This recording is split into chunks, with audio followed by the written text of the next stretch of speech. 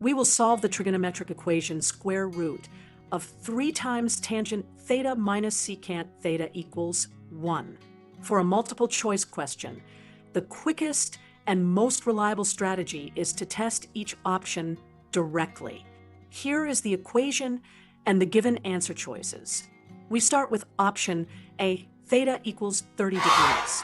Substitute into the left-hand side. We also recall standard values. Tangent 30 equals 1 over root 3, and secant 30 equals 2 over root 3. Now, compute step by step. First, multiply square root of 3 times 1 over root 3 to get 1. So the left-hand side becomes 1 minus 2 over root 3. As a decimal, this is approximately 1 minus 1.155, which is negative 0.155. This is not equal to 1, so option A is rejected. Now test option B.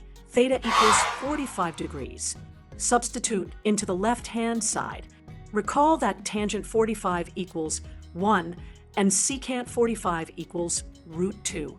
Compute the left-hand side. Square root of 3 times 1 minus root 2 equals root 3 minus root 2.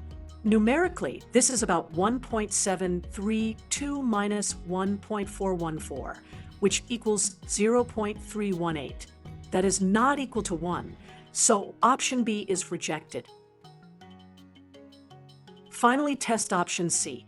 Theta equals 60 degrees. Substitute into the left-hand side, and recall values. Tangent 60 equals root 3, and secant 60 equals 2. Compute carefully. Square root of 3 times root 3 is 3, then 3 minus 2 equals 1. The left-hand side equals the right-hand side. Therefore, option C is correct. Answer: theta equals 60 degrees.